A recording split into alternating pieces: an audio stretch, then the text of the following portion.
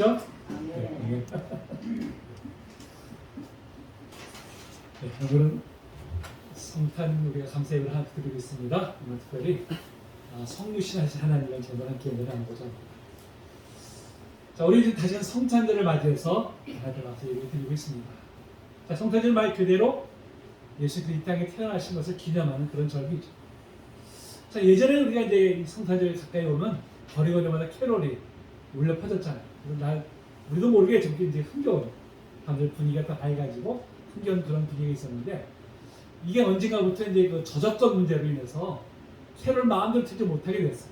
그러다 보니까 이제 거리에서 길에서 이제 캐롤이 울려 퍼지는 소리가 점점 좀 사라져가고 있습니다. 게다가 이제 작년이어서 올해까지 또 코로나로 인해서 분위기가 많이 지금 이제 깔아앉아 있다 보니까 예전 같지 않은 그런 연말을 우리가 지금 성탄절을 또한 지금 보내고 있습니다. 또 한편에 보면 우리가 이제 예수님의 성탄을 축하한다고 하면서도 사실 우리가 워낙 그 의미에 대해서 평소에 또 많이 듣고 또 익숙해지다 보니까 그냥 의뢰 것도 그런가 보다 하는 사실 그런 마음으로 이 성탄절을 또 맞이하고 있지는 않은가 그런 생각이 또 들기도 합니다. 그래서 오히려 떠들썩한 분위기보다는 지금같이 좀 다소 가라앉은 듯한 그런 분위기이지만 좀 차분함 속에서 다시 한번 왜 예수님이 이 땅에 오셨는지 그 의미에 대해서 더욱더 깊이 생각해 볼 수 있는 그런 기회가 또 되겠다는 생각도 또 해봅니다. 그래서 그런 의미에서 우리가 오늘 이 말씀을 통해서 성탄의 참된 의미가 무엇인지를 다시금 또 되새기면서 더 큰 은혜를 나누게 되기를 소망합니다. 자, 성탄절의 주인공은 누구죠? 당연히 예수 그리스도시죠. 성탄 예수 그리스도가 탄생하심을 기념하는 절기이기 때문에 당연히 성탄절의 주인공은 예수님이십니다. 그렇다면 예수 그리스도는 누구실까요? 예수 그리스도는 누구실까요? 자, 그분은 하나님의 본체이시죠. 하나님 그 자신이십니다. 자, 이 말씀 읽어볼까요? 자, 시작. 그의 말씀이 계시니라. 이 말씀이 하나님과 함께 계셨으니 이 말씀은 곧 하나님이시니라. 아멘. 곧 하나님이시라고 말씀하고 있어요. 근데 이 말씀이 어떻게 하셨다고요? 친히 성육신에서 이 땅에 오셨다는 것입니다.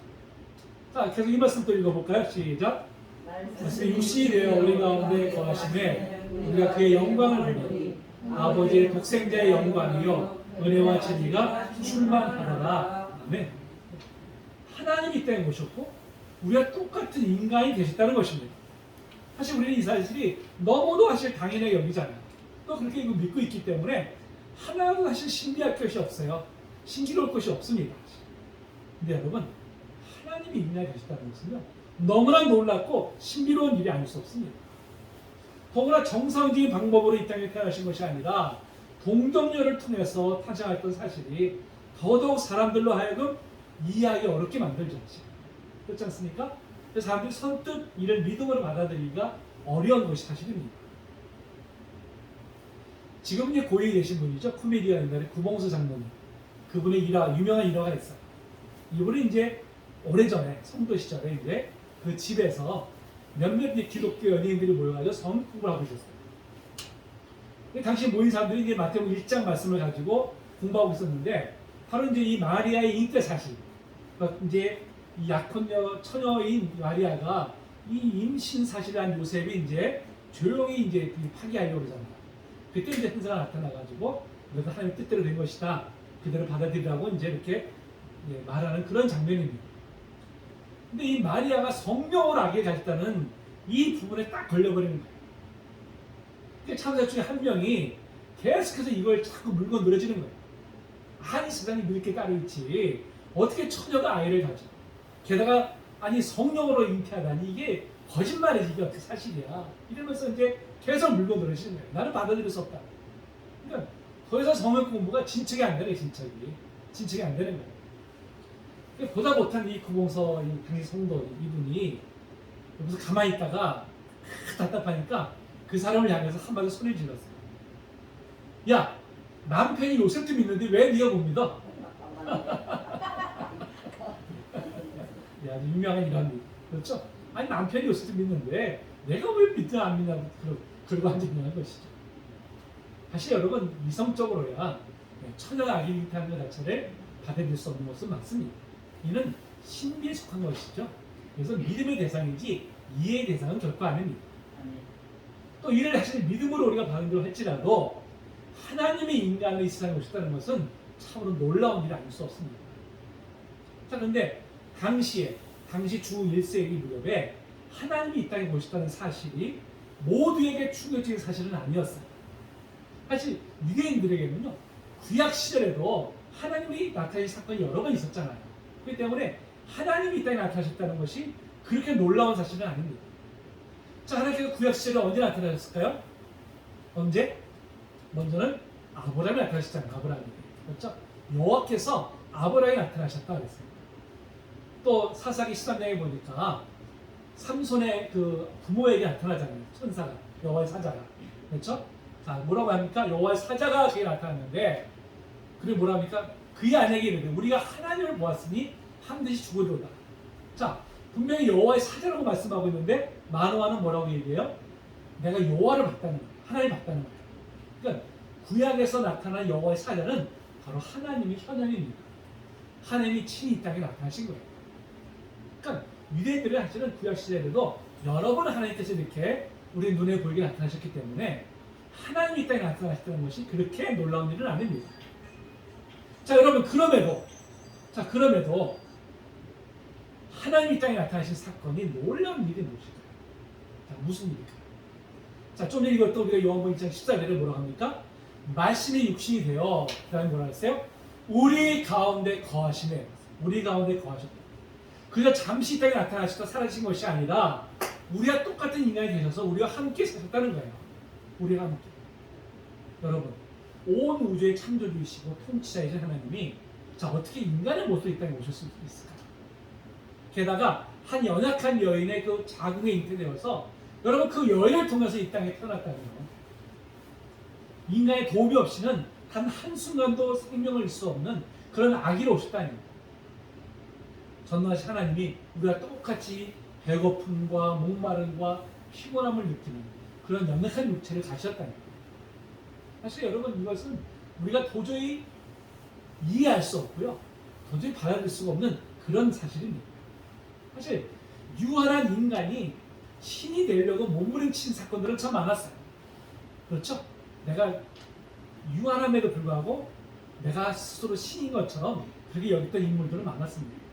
그런데 하나님이 유한한 인간이 되시려고 죄악 많은 세상으로 내려왔다는 사실은 그 누구도 쉽게 받아들일 수 없는 일이었습니다. 자, 그러다 보니까 초대교회 역사를 보면 예수님의 신성과 인성에 관한 논쟁이 있었음을 볼 수 있습니다. 자, 예수님의 신성은 쉽게 받아들일 수가 있는데 예수님의 인성은 정말 이야기가 없다는 거예요. 그래서 초대교회 안에서 예수님의 인성을 부정하는 자들이 있었습니다. 자, 이 말씀 한번 읽어볼까요? 자, 요한에서 4장 1절 한절 말씀인데요. 제가 1절 읽고 여러분 2절 읽고 3절 같이 읽겠습니다. 사랑하는 자들의 영을 다 믿지 말고 오직 영들이 하나님께 속하였나 분별하라. 많은 거짓 선지자가 세상에 나왔습니다. 이로써 너희가 하나님의 영을 알지니 곧 예수 그리스도께서 육체로 오신 것을 시인하는 영마다 하나님께 속한 것이요. 함께 있습니다. 예수를 시인하지 아니하는 영마다 하나님께 속한 것이 아니니 이것이 곧 저 그리스도의 영이니라. 오리라 한 말을 너희가 들었거니와 지금 벌써 세상에 있느니라. 아멘. 자, 이 말씀이 있죠? 요한일서 1장 17절. 시작. 미혹한 자가 세상에 많이 나왔나니 이는 예수 그리스도께서 육체로 오심을 부인하는 자라. 이런 자가 미혹하는 자요 저 그리스도니. 자, 이렇게 예수의 인성, 즉 성육신을 부정하는 자들을 가리켜서 뭐라고 표현합니까? 적 그리스도라는 거예요. 적 그리스도. 안티 그리스도라는 거예요. 자, 그럼 이런 적 그리스도의 대표적인 집단이 바로 영지주의자들이었어요. 영지주의자. 이 영지주의는 구원에 이르는 것은 지식과 깨달음으로 인해서 가능하다고 주장했던 자들이에요. 이들은 헬라 철학의 영향을 받아가지고 철저한 이원론적인 세계관을 가지고 있었습니다. 그러니까 그들이 우리가 바라는 참된 세계는 우리가 눈에 보여주는 이런 그 물적인 세계가 아니라 저 영적인 세계고, 우리가 보이는 이 물적인 세계는 그 영적인 세계가 이 땅에 나타난 그냥 허상이다, 그림자에 불과하다, 이렇게 그들은 이제 주장을 했습니다. 그래서 그들이 말하는 구원은 이 추악하고 열등한 이 세상을 벗어나서 고귀하고 아름다운 저 영적 세계로 들어가는 것이다. 이렇게 이제 그들은 말했습니다. 자, 그런데 여기서 발생되는 문제가 뭐냐? 그들은 자, 그렇다면 거룩하신 하나님께서 어떻게 이 추악하고 더러운 인간의 입체로 올 수 있느냐? 단지 우리의 눈에 육체가 되신 것처럼 보였을 뿐이지 실제로 오신 것은 아니다. 이렇게 주장했어요. 이런 주장을 가리켜서 도세티즘, 즉 가현설이라고 말합니다. 가현설. 그냥 가상의 현실로 나타났다는 거예요. 오늘날 말하면 뭐 사이버 세계 정도를 이렇게 의미하는 것이죠. 이러한 주장이 꽤나 그럴듯하게 들렸어요. 그래서 많은 사람들이 이들의 주장에 현혹되어 가지고 진리에서 멀어지고 말았습니다. 그럼 이들이 이 물질의 세계를 가볍게 소홀히 여기다 보니까 이 땅에서 우리는 죄를 져도 어차피 이건 우리 육체를 벗어나면 끝이야. 우리는 저 영적 세계에 들어가면 그만이야. 이런 생각을 가져가지고 방종주의로 흐르게 만들었어요. 방종주의. 그래서 요한 사도가 이 요한 서신을 쓴 이유 중에 하나가 바로 이런 그릇된 주장에 성도들이 미혹되지 않기 위해서 바로 이 서신을 쓴 것입니다. 자, 그렇다면 여러분, 왜 이들의 주장이 참되지 않냐면 거짓 주장일까요? 자, 예수님께서 만약에 가상적으로 육체를 임하셨다면 결코 우리를 구원할 수가 없기 때문입니다. 자, 여러분, 성경 우리의 죄는 그 어떤 것으로 사함받을 수 없고 오직 우리가 흘려야 할 피를 누군가 대신 흘려야만이 사함받을 수 있다고 말씀하십니다. 이 말씀 읽어볼까요? 자, 시작. 율법을 따라 너의 모든 물건이 피로써 정결하게 되나니 피를 흘림이 없으므로 사함이 없느니라. 아멘. 그렇죠. 누군가가 우리 피를 대신 흘려야만이 우리 죄가 사함받을 수 있다고 말씀합니다. 그런데 아무나 피를 흘린다고 우리의 죄가 계속되는 것이 아니죠. 오직 흠이 없으신 분이 대신 피를 흘릴 때만이 우리의 죄가 계속받습니다. 그런데 여러분, 하나님이 영이시잖아요. 육체를 갖고 계시지 않기 때문에 피를 흘릴 수가 없어요. 또 우리 인간은 흠이 많기 때문에 우리의 피로서는 누구를 대속할 수가 없습니다. 자, 유일한 방법이 무엇입니까? 흠이 없으신 완전하신 하나님께서 육신을 입고 이 땅에 오셔야만이, 그래서 그분이 피를 흘리셔야만이 우리의 죄가 사함할 수 있다는 것입니다. 바로 예수님께서 이 땅에 육신을 입고 오신 목적이 바로 여기 있는 것이죠. 자, 그래서 베드로 사도는 이렇게 말씀하죠. 자, 읽어봅니다. 시작.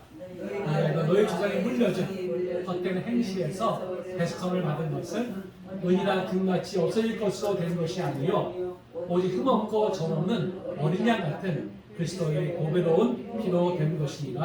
아멘. 아멘. 이를 위해서 하나님께서 친히 인간의 몸으로 이 땅에 오신 것이 바로 성탄의 참된 의미입니다. 따라서 이 영지주의자들이 주장하는 이 예수님이 정말 육체로 오신 것이 아니라 그렇게 보일 뿐이라고 하는 이 가연설을 따르면 결코 우리의 구원이 이루어질 수가 없는 것이죠. 그래서 그들의 주장은 거짓된 것입니다. 그래서 적그리스도라고 이제 말씀하고 있는 것입니다. 자, 그렇다면 여러분, 이런 영지주의자들의 주장은 그럼 지금 완전히 사라진 것일까요? 완전히? 여러분, 오늘날도요, 우리는 이러한 영지주의자들의 주장에서 완전히 자유롭지 못하고 도리어 잘못된 것인조차 모른 채 다습하고 있는 모습을 우리가 흔히 볼 수 있어요. 이는 특히 영과 육을 분리하는 이원론으로 나타납니다. 영은 거룩하고 육에 속한 것은 부정하다고 하는 이 영지주의자들의 주장에 우리가 나도 모르게 물들어 있어요. 자, 가장 대표적인 것이 뭘까요? 바로 주일과 다른 평일을 구분하는 것입니다. 주일은 성일이기 때문에 거룩한 날이고 다른 날은 세상의 삶이기 때문에 다 속된 것이다. 이렇게 딱 구분해버리는 거예요. 그래서 교회 안에서 행해지는 것은 다 거룩한 일이고 하나님 기부 받으신 일이고 세상이 해서 행하는 일은 다 속된 것이기 때문에 이건 소홀히 해도 된다는 이런 의식이 우리 안에 사로잡혀 있다는 것이죠. 그래서 주일에 교회 안에서는 참으로 거룩한 모습을 보이는 성도들이 일상의 삶 속에서는 전혀 그리스도의 향기를 뿜어내지 못하는 것이 바로 이러한 그릇된 이원론에 기초한 잘못된 생각을 기인한 결과라고 하는 것입니다. 이 구원의 의미도요, 우리가 이 죄악 많은 세상을 어서 벗어나서 저 완전한 저 피안의 세계로 들어가자. 이게 바로 이제 구원의 의미로 생각을 해요. 그래서 이 세상에서 하나님의 뜻을 어떻게 이룰 것인가를 고민하기보다는 저 영혼의 세계로 들어가는 그런 거에서만 온통 우리 관심을 둡니다. 우리의 목적을 두고 있어요. 여러분, 그것은 반쪽짜리 구원밖에 안 되는 것입니다. 예수님께서 이 땅에 오신 목적이 뭐라고요? 우리를 구원하시기 위함이잖아요. 그럼 우리를 구원하셔서 어떻게 하기 원하실까요? 이 땅에 하나님의 나라를 세우시기 위함입니다. 예수님이 이 땅에 오신 목적은 궁극적으로 이 세상을 하나님의 나라로 변화시키기 위해서, 회복시키기 위해서 이 세상에 오셨다고 하는 것입니다. 조만간 제가 이제 이 문제를 다시 한번 좀 깊이 있게 다루려고 합니다. 하나님의 뜻은 이 세상의 삶은 방치하고 오직 저 영원한 천국에 들여보내는 것만이 아니라 무엇보다 이 세상을 하나님의 나라로 회복하는 데 있다는 것이죠.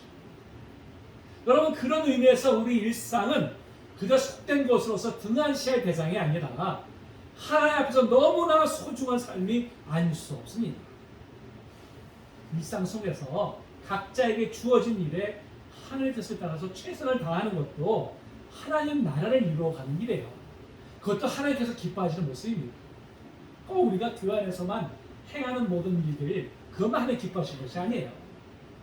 우리의 모든 각자의 삶 속에서 하나님 뜻을 따라서 최선을 다하는 것, 그걸 통해서 우리가 하나님 나라를 이루어가고요, 하나님 뜻을 이루어가는 것, 이것도 우리를 향하신 하나님의 뜻이라는 것입니다. 그런 의미에서 여러분, 우리가 이 세상에서 행하는 어떤 일도요, 덜 중요하거나 덜 가치 있는 일은 없습니다. 다 중요한 거예요. 다 소중한 삶입니다.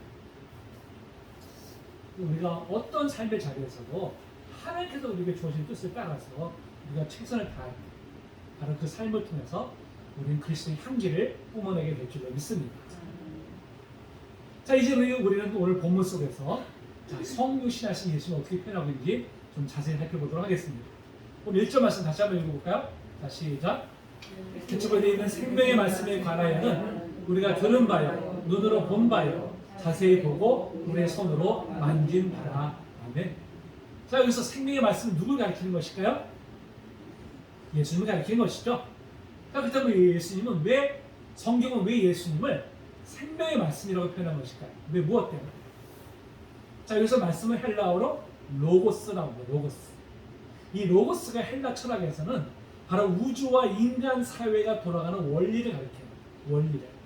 그러니까 바로 예수 그리스도야말로 온 우주의 창조자요, 바로 주권자로서 원리가 되신다 하는 이런 뜻을 담고 있습니다. 또 이 로고스는 진리를 뜻해요. 진리. 예수님은 어떤 분이십니까? 우리가 알고 구원에 이르게 하는 진리가 되시잖아요. 자, 이 말씀을 읽어봅니다. 시작. 예수께서 이르시되 내가 곧 길이요 진리요 생명이니 나로 말미암지 않고는 아버지께로 올 자가 없느니라. 아멘. 그러니까 이 예수님을 말씀으로 표현한 것, 로고스로 표현한 이유는 바로 온 우주의 창조자이시고 주권자이셔서 원리가 되시며, 특별히 우리로 하여금 생명에 이르게 하는 바로 진리가 되시기 때문에 바로 이제 로고스라고 표현한 것입니다. 자, 이렇게 이 말씀이 언제부터 있었다고요? 태초부터 있었다고 했습니다. 이 태초라는 것은 바로 역사가 있기 전에, 시간이 존재하기 전을 바로 의미하는 것입니다. 바로 영원을 의미합니다. 영원을 의미하는 것입니다. 그러니까 태초부터 있다는 것은 바로 영원한 존재라는 뜻입니다. 그러니까 예수님을 가리켜서 생명의 말씀을 한 것은 바로 이분이야말로 영원하신 하나님이시다. 모든 생명의 근원이 되신다. 바로 이것을 이제 함축한 그런 표현인 것입니다. 자, 이어서 요한 사도는 이 생명의 말씀을 뭐라고 합니까? 우리가 들은 바요, 눈으로 본 바요, 자세히 보고 우리 손으로 만진 바라, 이렇게 말씀하고 있습니다. 자, 어떻게 영이신 생명의 말씀을 직접 귀로 듣고 실제로 목격하고 손으로 만져볼 수 있었을까요? 그 말씀이 바로 성육신하셨기 때문에. 그렇죠? 성육신하셔서 우리와 함께 거하시고 함께 동행하시고, 그렇죠? 그렇기 때문에 바로 우리 귀로 듣고 눈으로 보고 실제로 만져보았다고 이렇게 지금 표현을 하고 있는 것입니다. 자, 이어서 이 성육신을 뭐라고 표현합니까? 이 생명이 나타내신 바 된지라 이렇게 말씀하고 있습니다. 나타내신 바. 바로 성령 성자 하나님 우리와 함께 우리에게 나타나신 바 되었다고 말씀하고 있습니다. 하나님 영이시기 때문에 우리가 볼 수도 없고 인식할 수도 없는 분이잖아요. 그런데 바로 예수 그리스도를 통해서 이 세상에 나타나신 바 되었다는 것입니다. 그렇기 때문에 여러분, 예수 그리스도가 아니면 우리는 아무도 하나님을 알 수가 없습니다.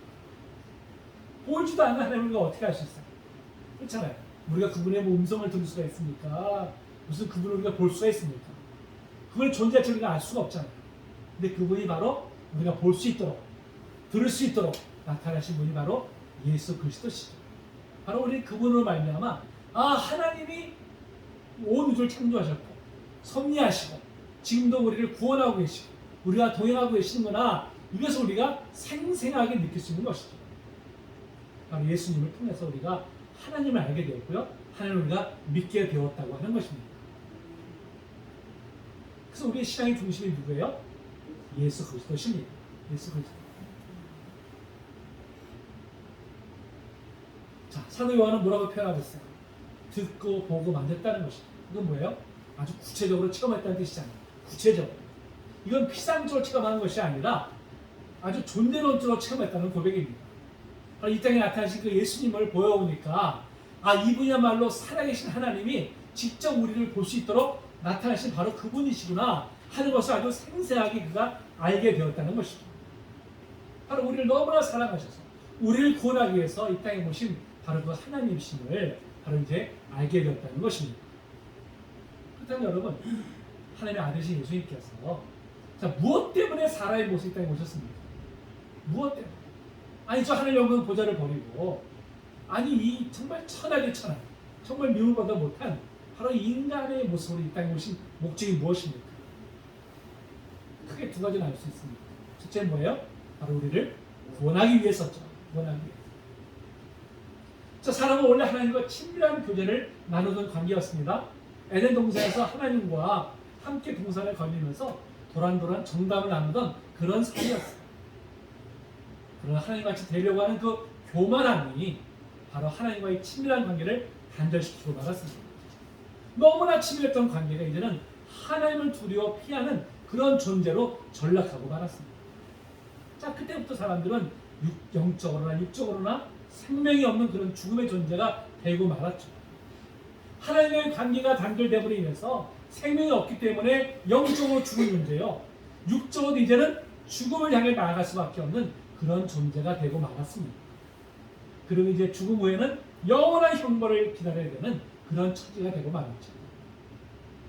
이로 해서 사람들은 사랑을 잃어버린 채 근원적인 외로움과 불안과 공포에 시달릴 수밖에 없게 되었습니다. 여러분, 그 마라스머스라고 하는 그 이상한 질병이 하나 있어요. 마라스머스라는 이 병이 주로 전쟁 고아나 고아원에서 외롭게 자라는 어린이들에게 나타난다고 합니다. 이 병의 증상이 이 신체 발육이 이제 부진해지고요, 온몸에 힘이 빠지고요, 제대로 움직이지 못하는 것입니다. 결국 시든 않다가 죽음에 이르게 된다고 해요. 근데 이 병이 영양 부족 때문도 아닙니다. 어떤 병균 때문도 아니에요. 오직 하나, 사랑의 결핍 때문에 생긴다고 합니다. 부모의 품에 안겨서 재롱을 부리고 어머니의 그 살냄새를 맡아야 될 어린이가 그것을 전혀 누리지 못하니까 바로 이 병이 나타난다는 거예요. 남한테 사랑을 받지 못한 사람들이 바로 이러한 병에 걸릴 확률이 굉장히 높다고 합니다. 근데 여러분, 희한한 게요, 이 병의 치료법은 다른 게 없어요. 사랑의 결핍 때문에 생겼기 때문에 오직 하나예요. 사랑입니다. 오직 하나, 사랑. 매일매일 사랑한다는 말을 들려주고 관심을 쏟아주면요, 이 병이 치료가 된다는 거예요. 여러분, 하나님을 떠난 사람들이 바로 영적으로 이 마라스머스 병에 걸려 있잖아요. 그렇죠? 외로움과 불안과 공포에 시달리면서 시름 앓다가 결국 죽음에 이르게 됩니다. 여러분, 이러한 병을 근원적으로 치유할 수 있는 길이 무엇일까요? 돈으로도 안 되죠. 의술로도 안 되죠. 쾌락으로도 안 됩니다. 지식으로도 치유가 안 돼요. 오직 하나죠. 하나님의 사랑으로만이 바로 이 병을 근원적으로 치유할 수가 있습니다. 그래서 하나님께서 이 마라스머스 병에 걸려서 죽음을 향해 달려가는 사람들을 불쌍히 여기셨어요. 비록 하나님을 거역하고 범죄했지만 그럼에도 불구하고 우리를 긍휼히 여기셨습니다. 그리고 죄에 빠져서 필연적으로 멸망으로 갈 수밖에 없는 사람들을 구원할 계획을 가지시죠. 근데 여기에는 한 가지 분명한 장애가 있어요. 장애가. 그게 뭡니까? 하나님의 공의 속성입니다. 하나님은 사랑의 하나님이시기 때문에 어떤 죄를 다 용서할 수 있지만 또 하나님의 공의 속성은 작은 죄를 할지라도 절대 용서할 수 없는, 반드시 버려야 되는 그런 속성을 또한 가지고 계시다는 것입니다. 이 두 가지 속성은 서로 양립이 돼서 도저히 함께할 수 없는 그런 딜레마에 빠지게 하잖아요. 그렇다면 하나님께서 이 서로 상반된 속성을 어떻게 해결하셨어요? 무엇 어떻게? 자, 죄의 삭은 뭐라고 했습니까? 사망이잖아요. 그렇죠? 사망. 죽음으로만이 우리는 죄를 속죄받을 수 있는데, 자, 누구나 다 죽음 형벌을 우리가 받을 수밖에 없잖아요. 이게 해결할 수 있는 길이 뭐라고요? 오직 하나, 누군가가 나를 대신해서, 그렇죠? 피를 흘려 생명을 내어줄 때, 그럴 때 우리가 어떻게 해요? 이 죄를 우리가 사망할 수 있잖아요. 바로 이를 위해서 하나님이신 예수님께서 이 땅에 육신을 입고 오셔서 우리를 대신해서 피를 흘려주셨습니다. 이것이 바로 성자 하나님이신 예수 그리스도께서 이 땅에 오신 이유가 바로 여기 있는 것이죠. 이제 이를 믿기만 하면 누구든지 구원받는 길이 활짝 열렸습니다. 자, 여기 계신 우리 모두가 다 바로 예수님께서 내 죄를 배속하기 위해서 바로 이 땅에 오신 것을 믿으시죠? 육신을 이끌어 오셔서 나를 대신해서 십자가에서 피를 흘리신 것을 믿으시죠?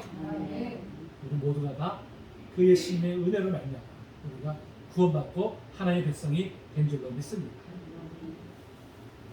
자, 두 번째로 우리를 하나님과 사귐을 갖는 관계로 변화시켜 주시기 위해서 이 땅에 오셨다는 것이죠. 자, 오늘 3절에 뭐라고 말씀합니까? 다시 한번 읽어볼까요? 자, 시작. 우리가 보고 들은 바를 너희에게로 전함은 너희를 우리와 사귐 있게 하려 함이니 우리의 사귐은 아버지와 그의 아들 예수 그리스도와 더불어 누림이라. 아멘. 앞에서 말씀드렸지만 죄로 인해서 단절했던 관계가 이제 어떻게 됐으므로 사귐을 갖는 관계가 되었습니다. 전에는 하나님을 피해서 두려워 떠는 자들이었는데 이제는 언제든 주님을 부르고 주님과 대화하고 사랑을 나누는 덜 나위 없는 그런 친밀한 관계가 된 것입니다. 여러분, 인간의 근원적인 문제는요, 하나님과의 관계가 단절되는 것부터 비롯돼요. 바로 분리불안의 시작이게 된 것입니다.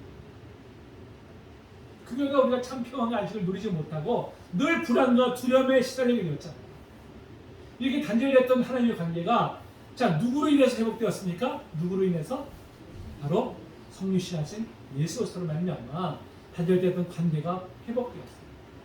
이제 우리 하나님과 관계가 회복되었습니다. 이제는 근원적인 불안과 두려움에서 우리는 해방되었습니다. 여러분, 이렇게 하나님과의 관계가 회복된 것을 자, 성경은 뭐라고 표현하고 있을까요? 읽어볼까요? 시작. 영생 곧 위대하신 참 하나님과 그가 보내신 자 예수 그리스도를 아는 것입니다. 아멘. 그래서 알미라는 것은 바로 관계적 알미입니다. 관계적 알. 바로 하나님과 그 예수 그리스도가 우리와 친밀한 관계가 되어서 하나가 되었다는 뜻입니다. 하나. 이것을 바로 뭐라 그래요? 영생이라고 표현하고 있어요. 여러분, 우리의 영생은요, 죽어서 천국 가는 게 영생이 아닙니다. 이 땅에서도 우리가 단절되었던 하나님의 관계가 회복되면 그게 바로 영생이에요. 그런 의미에서 우리는 지금 영생을 누리고 있는 것입니다. 죽어서만 천국 가는 게 영생이 아니라 우리 지금 이 땅에서도요, 하나님의 관계가 회복되고 인해서 우리 이 땅에서 영원한 생명을 지금 누리고 있는 줄로 믿습니다. 여러분, 그렇다면 이 땅에서 우리가 영생을 누리고 있다면 우리 삶이 달라져야 되잖아요. 어떻게 우리가 영생을 누리고 있으면서도 여전히 우리가 세상의 무거운 짐에 눌려가지고 늘 우리가 허덕이며 살아갑니까? 여러분, 그것이 진정으로 영생을 누리고 있는 삶입니까? 우리가 이 땅에서 영원한 생명을 누리고 있다면 우리가 이 땅의 삶이 때로는 우리를 짓누른다 할지라도 여러분, 우리가 그것에서 우리를 해방시켜 주시는 주님이 우리와 함께 하시잖아요. 그분이 계시잖아요. 그분이 우리를 도우시잖아요. 우리가 동행하시잖아요. 우리는 그분으로 말미암아 우리는 어떤 상황 가운데서도 다시 우리가 힘을 얻고 달려가게 됩니다. 소망이 있는 인생이에요. 소망이 있는 인생. 바로 그것이야말로 영생을 누리는 바로 그런 삶이 되는 줄로 믿습니다. 여러분, 그 영생을 누구로 말미암아 지금 누리고 계십니까? 성육신하신 예수로 말미암아 우리가 그 영생을 누리고 있는 줄로 믿습니다. 여러분, 이제 우리가 그 영생을 누리고 있다면 이제 우리의 삶의 모습이 달라져야 될 뿐만 아니라 이제 우리의 삶의 방향이 저 세상을 향해 달려가야겠죠. 여러분 아직도 밖에는 하나님을 알지 못한 채 여전히 어둠 속에서 방황하는 영들이 있습니다. 바로 과거의 우리 모습이 그랬잖아요. 그런 모습들을 지금 여전히 겪고 있는 많은 사람들이 있습니다. 여러분 이제 그들에게 가서 바로 이 영생의 생명을 우리가 증거해야 될 책임이 바로 우리에게 있는 것이죠.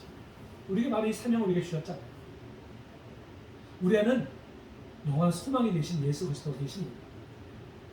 성육신하셔서 우리의 모든 죄를 대속하신 바로 예수님이 이제 우리와 함께 하시죠. 그 예수님께서 우리에게 주신 그 생명이 있습니다. 여러분 이 생명을 우리만 간직하는 것이 아니라 우리가 용기를 가지고 힘을 내어서 세상에 담대하게 증거하는 일에 우리가 힘을 써야 될 줄로 믿습니다. 여러분 그것은 우리가 말로만 하는 것이 아니죠. 사랑으로 세상을 섬길 때 여러분 우리가 증거하는 이 생명이 참된 생명으로 우리가 전파되게 될 줄로 믿습니다. 우리 위해 생명을 내어주신 바로 그 주님의 사랑을 우리가 또 마음속 깊이 가지고 또 그 생명을 힘써 세상에 우리가 증거할 수 있는 전할 수 있는 그래서 이 복된 성탄의 소식을 온 누리에 전하는 우리 모든 성도님 되시기를 주님의 이름으로 축복합니다. 네.